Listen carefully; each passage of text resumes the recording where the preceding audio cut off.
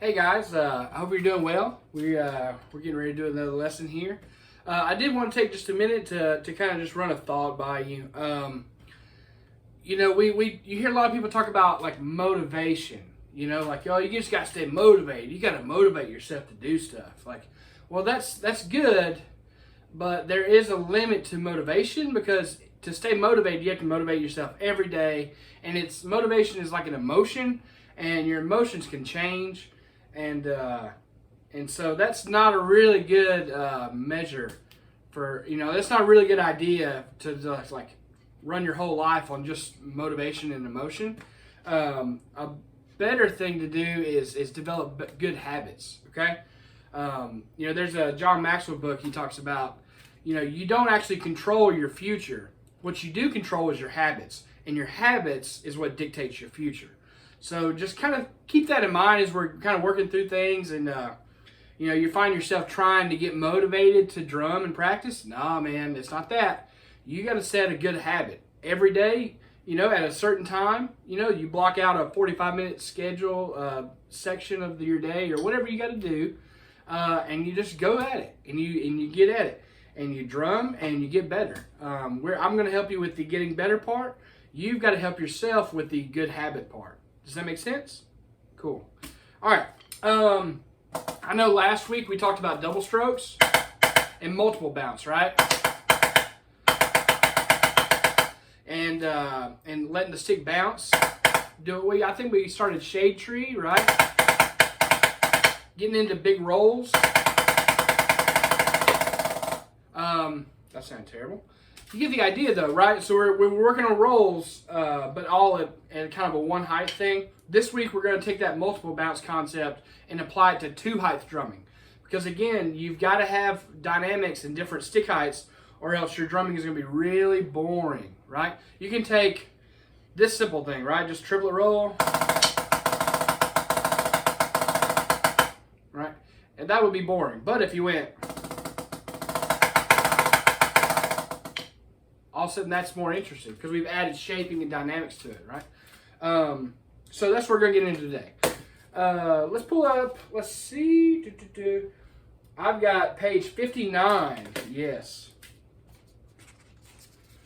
Let's look at page 59. Accent tap, all right? It's kind of a long, drawn out version of something that's earlier in the book that you've probably already seen. But it's really good because it's about getting reps and training your hands, okay? Here we go. I wonder, yeah, we should be able to do this. Let's do this at 100, okay? 100 BPM, page 59. We're going to drum 12 and 3. Does that make sense? So you got the two height drumming thing. Here we go. Let's start the med. Try it again. 2. 1, 2.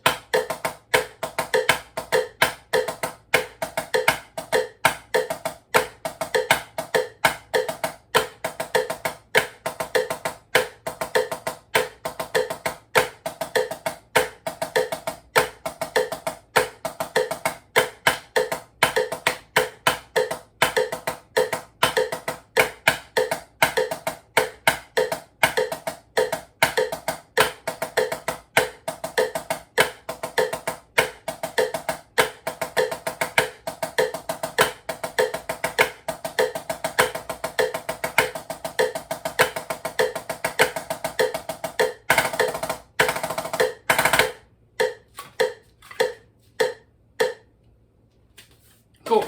So that's a really fun exercise. You can see how you're working on downstroking and then relaxing and letting the sticks bounce. I should probably tell you all this before we actually practice it. I'll give you the information, then you just rewind and go do the rep again. Yeah, so you got a downstroke, And then you can't stay tight. You can't squeeze your hand on the downstroke. You have to hold every finger around the stick, stop the stick, nice and relaxed, point it down, and then let the stick bounce, okay? What happens a lot of times is kids will let the stick go on the upstroke, so they come up, they let the stick go, then they squeeze to stop the stick down, and now they got this squeezed, pinched off hand and to try to play the low notes, and it won't ever happen for you, okay? You got to relax every finger around the stick, holding on, but in a nice relaxed motion, okay? Just turn your wrist, point the stick down, and let the stick bounce. Does that make sense? That goes back to hit the drums hard with soft hands, right? We hit soft hand, right? Not squeezy hand, soft hand. Cool. That may have been a little fast for you. That was at 100. Listen, the rule is if something's too fast, automatically take it down 10 clicks, all right? And if at 90, that's too fast, great. Go down to 80. Pull that thing down until you get comfortable with it, and then work your speed up a little bit every day, right? It probably helps to have a little journal, your practice notes, whatever. All right, I did this exercise. I worked it up to 86 BPM today. Cool. That way tomorrow when you come in, you're going to work on it for 10 minutes. You can say, all right, I'm going to start at 86, and I'm going to go to 90, and then 92 or 94, and then work your way up. That way you're gradually getting these things faster. Speed comes over time by learning it smooth and slowly, all right? A little quick tip for the accent tap page. When you get to the end where it says tag, here's the best way to handle all of that. When you're doing the downstroke, hold the 3-inch grip. All right, what I mean by that is the grip that you need to play these multiple bounce things, hold that same grip and don't change anything, just pick the hand up to play the accent. So even though my wrist is going 12, 3, 3, 3, 3, 3, 12, 3, 3, 3, 3, 3, my hand, my actual grip is going 3, 3, 3, 3, 3, 3, 3, 3, 3, 3, 3, 3, right? The grip doesn't change, okay? It's probably a good tip for the whole exercise, really.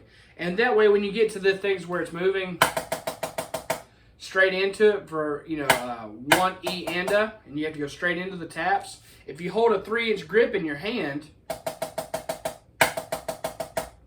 that should help you transition smoothly and not feel gappy. You won't go like, or anything weird like that, or go. It won't be sputtered, okay? Hold a nice relaxed grip. Like that. Probably a way you can work on that is to start out like this, play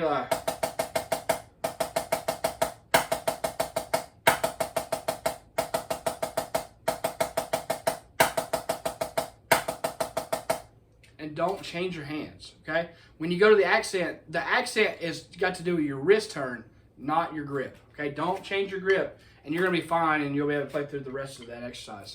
Cool. Get busy on that one. That was gonna be really good, really fun. That allows you can obviously see the last bar, that's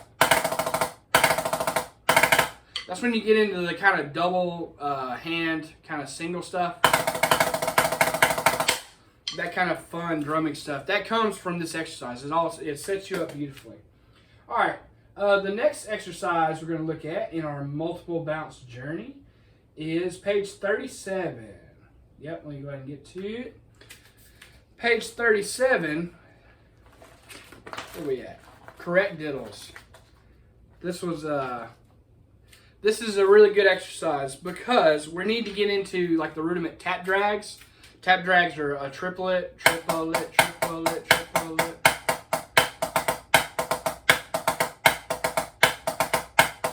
Right, playing the double on the second partial. So it's accent, diddle, dot, accent, diddle, dot. We also get into like tap fives. All of these things, you're going to see these a lot.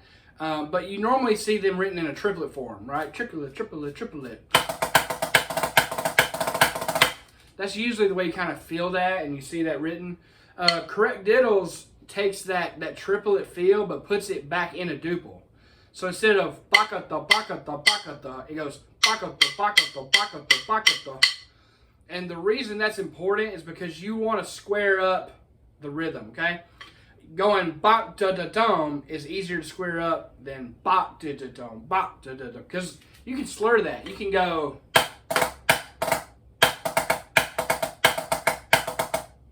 Everything I just played was the exact same sticking, but 3 different, wildly different interpretations, okay? Correct Diddles is about making that stuff squared up to where you have to be rhythmically accurate. Cool. Cool. Anyway, so that's what this exercise is about. We're going to play through it. If you'll look at every line, there's a repeat. So in other words, it's just about getting reps, okay? You do the line, you repeat the line. Do the next line, repeat the line. All the way until you get to where it says measure 11. From measure 11 on, it just plays straight out for the last 2 lines. Cool? Let's play it. Let's try it. Here at 120 BPM, page 37. 1, 2.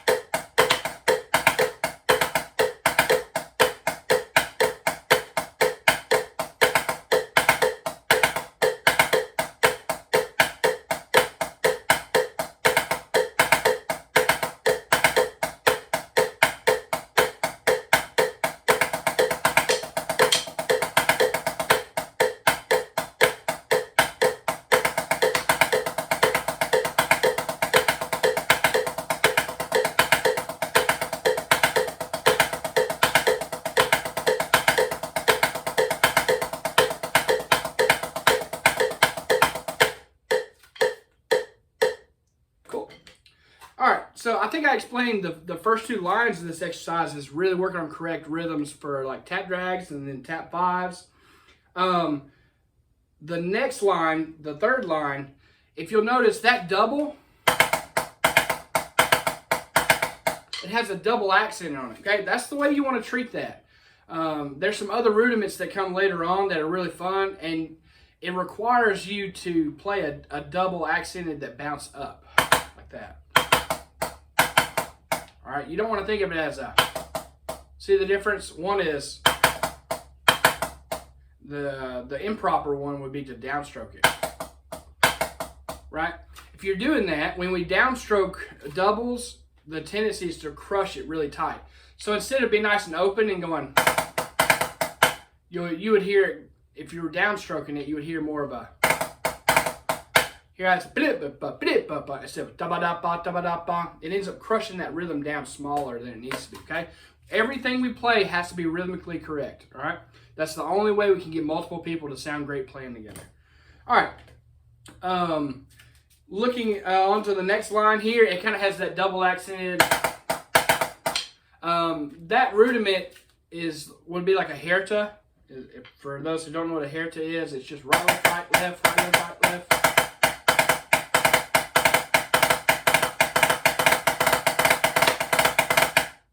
It's a cool rhythm. You can play them super fast once you work up to speed. There are accents and taps to it, which make it, which sets you up nicely for when you play the double accent and paradiddle diddle at measure 11. If you'll notice, the left hand's kicking up too. See that? All right, you got to get that left hand up. All right, it's really easy to underplay any left hand accent. Always pop out the left hand. For you match group people, right? Be sure to get that left hand up. Yeah, then the rest of it goes into like some singles, and the idea is the comparison. You want to play paradiddle diddles into singles and make them sound the same. Right? I'm not the best. I haven't warmed up today that well, and obviously there's a little bit of difference, but the idea is that it sounds the same. Right? You want to keep that rhythm nice and smooth, all right? Cool. That one's going to be really good for you for developing correct diddles and really just correct rhythms in general. Let's go to the next one. Triplet Diddle. Yes. Page 35. Let's look at page 35. I'm going to go ahead and pull up the med a little faster. Yeah. Yo, it's not page 35. What are you doing? Oh, geez. All right, look. Scratch that. It's not page 35. Old Denny goofed. Not page 35. I bet it's page 25. What do you bet? What do you bet? Yep. Page 25. All right. Let me change that. So, page 25, Triplet Diddle. It's the one at the top. It's the triplets. All right. We're going to play this one, even though we are doing a lot of two-height drumming. We need to get into some more rolls height that are even just one height, because rolls are a big deal. And the only way to get good at them is to do a lot of them, okay? We're going to play this at 6 inches. Right, we got our 3-inch, 6, 9, 12, 15. Right, 3, 6, 9, 12, 15. That's the heights. Right now we're going to play this at 6. That way it allows us to play low triplets, but still have enough room to really dig in and make sure we're hitting the drum heavy, okay? We hit the drums hard with soft hands. That's the motto, right? All right, Triplet Diddle is a really old exercise, and the reason it's still around is because there's nothing better. You're playing triplets, bakata, bakata, bakata, and you put a diddle on the first one, then you put a diddle on the second one, and then you put a diddle on the third one, right? And then you add a diddle, so now you're gridding it. It's basically a grid, right? You're gridding it, and then the next one is right? And then the third one, and then you got some just triplet rolls at the end of it to finish it out. It's really great because it's working every partial of the double with your feet, all right? This is really good. We haven't talked about this a lot, but you need to start kind of moving your feet as you play, right? Left, right, left, right. Okay? This is a really good exercise to start doing that with, because you start to learn how your feet and your hands work together even when you're gridding these diddles around to different partials. All right? Here we go, page 25, Triplet Diddle. We'll do this at 130. You may need to slow it down some. That's fine. Let's try it. 2, 1, 2.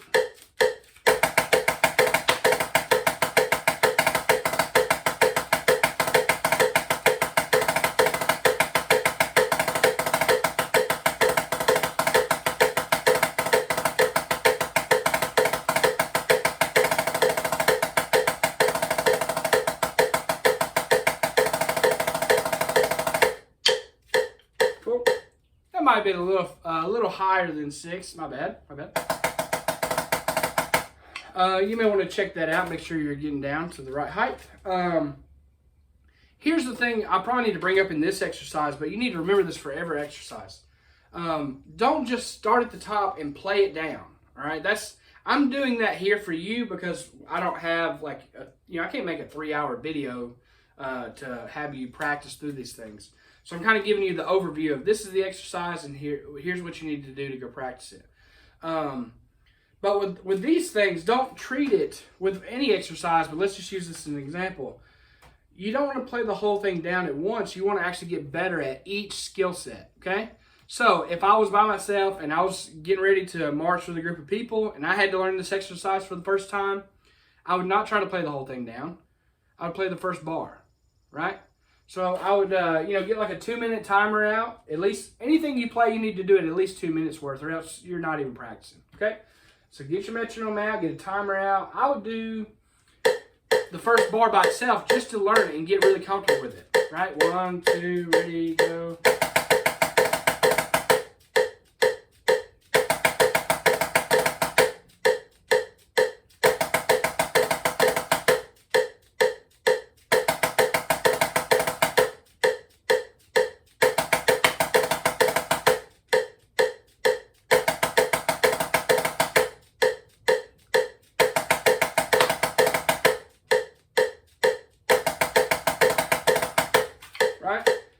I'm wildly inconsistent on that. You can hear I'm crushing some of these doubles down. But you get the idea. You just take that, and even that was only like 30 seconds, all right? You need to be grabbing this thing for 2 or 3 minutes at a time, each bar, just to get really good at that one bar. When you've got that one mastered, then you move to the next bar, right? So after I got comfortable with the first bar, even if it took me 5 minutes, that's fine. 5 minutes, I got the first bar down. Then I would go to the second bar, right? 2, 1, 2.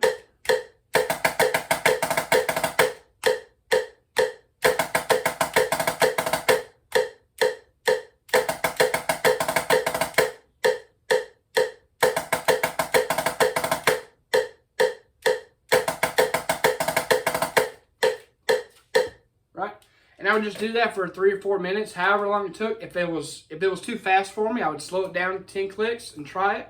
If that was too fast, I would slow it down some more. I would get to a tempo where I could do it correctly, and I would hang there and on that measure and learn that measure by itself. All right. Then you go on to the third measure. Right. By the time you get 2 or 3 measures along and you're kind of into it, then you go back and put like those couple of measures together in a chunk and do it for a couple of minutes, 2 minutes, 3 minutes, 5 minutes. In other words, if I'm you and I'm just now looking at this exercise and I'm getting ready to learn it, I'm probably thinking, all right, 5 minutes a measure. So measure 1, 5 minutes. Measure 2, 5 minutes. Measure 1 and 2 together, 5 minutes, right? So in 15 minutes, I've only made it 2 measures, but it would be good. It would sound a lot better than it would just be schlepping through it, right? Then I would spend another 5 minutes on the third measure, and then I would spend 5 minutes practicing all 3 measures together. So now, what is that, 25 minutes, and I'm 3 bars into it, but I can play the snot out of it well, right? It's better that you play a little bit of stuff well than you do play a lot of stuff poorly. That makes sense, right? What I'm saying is you're probably 2 hours away from being able to just play this really well from top to bottom. By the time you break it down and you really learn each skill set, okay? I hope that helps in thinking of approaching exercises that way. It's not just this exercise, but any exercise you're working on, take the first idea that it works on. I'm sure you're seeing in exercises, you see a pattern. It's like, here's an idea. All right, here's another idea. Here's another idea. Here's another idea. So like work on that one idea and then master it and then move to the next one and then move to the next one. Then you start putting those together. It's actually really easy to put together. Cool. So that's Triplet Diddle. That's it's one that anybody that you've watched drum, like doing drumline stuff and you've admired, they've all spent hours and hours on that exercise. So that's a classic one, okay? Let's see. Triplet Rolls. All right. Triplet Rolls looks like page 64. Let's get that up, okay? Triplet Rolls are a little different because we're not just moving diddles around. We're actually trying to play rolls with it, okay? Some of it looks similar, but the purpose is different, all right? The reason, if you'll look at, like, let's say the first bar, right? That's actually the same as the Triplet Diddle first bar. But this purpose is everything that we're doing is downbeat oriented, okay? If you've ever watched those drum lines and they're sitting there playing,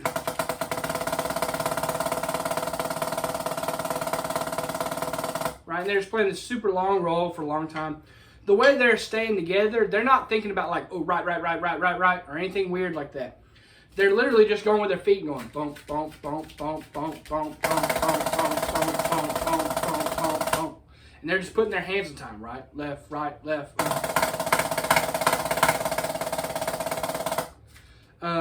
So this exercise kind of gets you to start thinking that way of where are the diddles in relation to my down, in relation to my feet and to the downbeat. All right. Let's get into it. Let's run it. 2.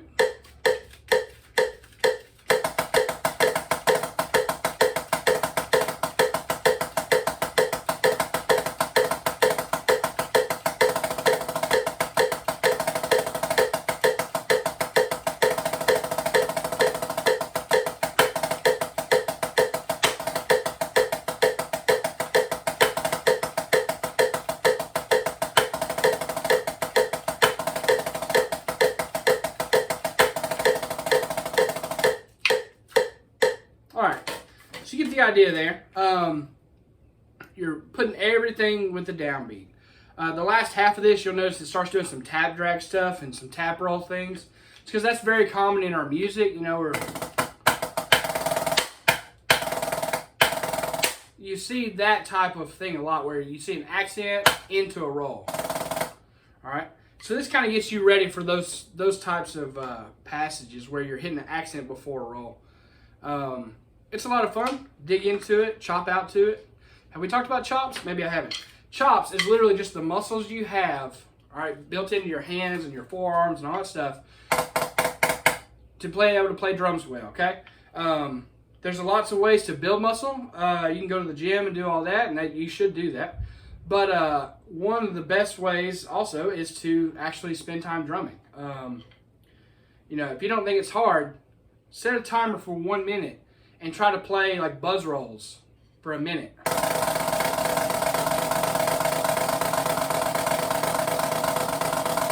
Yeah, we're 5 seconds into it and I'm already telling it, okay, those are the muscles that are gonna be sore, right? So you sit there and you try to see if you can do that. See if you can make it a whole minute just with a buzz roll, like at that kind of triplet. Maybe put some accents to it, like a...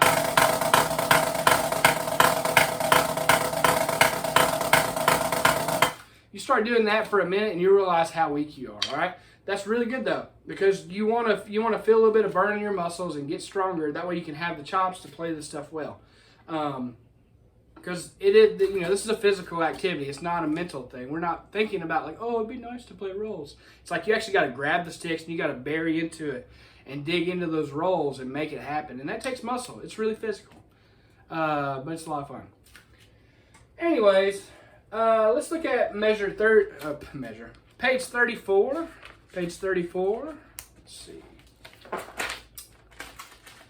Let's look at the new Mojo. I know there's 2 exercises there. We'll look at new Mojo. This one is a lot of fun because up until now we've done roll exercises that are either duple based, right? Or we've done triplet based. But new Mojo starts to combine both of those ideas together, right? So you start out. It has this check that happens every time through the line, and that's it's kind of like a theme. It does that, and then it goes into a couple of different triplet diddle partials, which we just learned because this new Mojo was written like 30, 40 years after Triplet Diddle, right? And what they did is they basically took parts of Triplet Diddle and put in the exercise because it's one of the best exercises ever, especially for learning the different triplet partials, all right? So if you look at it, it's like an A then B. A is duple, B is triple, and it just goes back and forth because if you'll notice, they're actually different speeds, right? The triplet rolls are much faster than the duple rolls, right? That means when you play the duple rolls, you have to open up your hands, you have to stroke it out, and not rush. And then on the triplet rolls, you have to kind of make sure you don't drag and you kind of push those, okay? Let's do this. We'll start at 140, but if you need to, you can start slower. Here we go. Let's run it down and see what we got. 1, 2,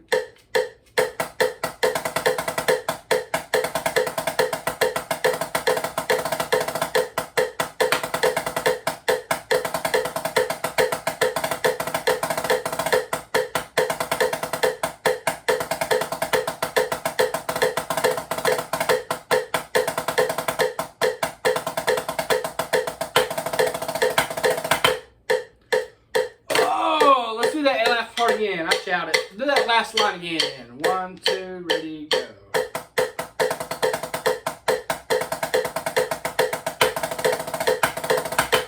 There it is. Yeah, the very last triplet bar, you got triple. It's not a roll, it's a triple, right? Okay, so just kind of watch out for that. That's a little bit of a tricky thing, but it's not a big deal. You can see this one is really good to learn the difference between duple. Right, you got to know the different hand speeds and the diddle speeds. Quick tip: to play a more open roll, you can do two things. One, relax your hand a little bit, okay, and try to stroke it out.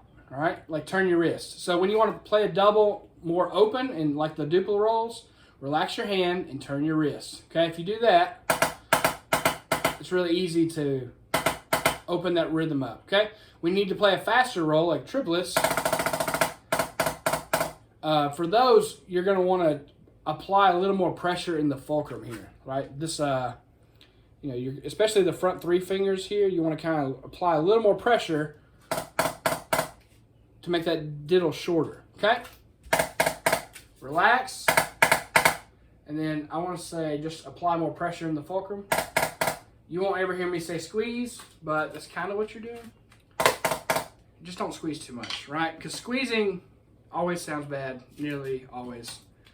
At least for whatever we're going to be doing here in high school, okay? Squeezing is bad for everything that you're going to drum while you're here at Buckhorn, okay? You get off to DCI and WGI and maybe college. You can get into some more advanced concepts where you're really, Anyway, you get the point. Right now, just don't worry about that. Don't squeeze, just apply more pressure. Hey, last thing, page 9. Old page 9. I think this is where it gets a little different, if I'm not mistaken. Yes. All right, so on your single beat combinations that we've been doing every week, so far they've all been the same rhythm, right? It's always just like straight eights, whatever the different variation is. Now we get into page 9, we get into different stickings, but we start getting into duple and triple, okay? So like the first line, pretty easy.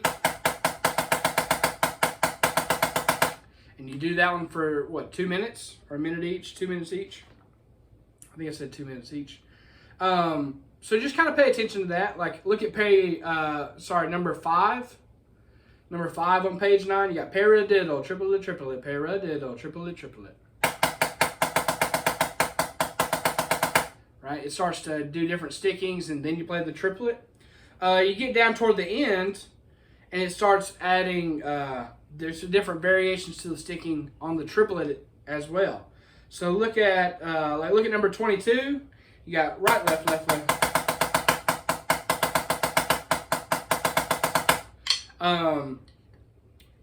Yes, these are going to be really good because now we're adding complexity to what we're doing, right? It's not just the stickings we're used to, but now you have to change rhythms and stickings together. That sounds a lot like show music, doesn't it, right?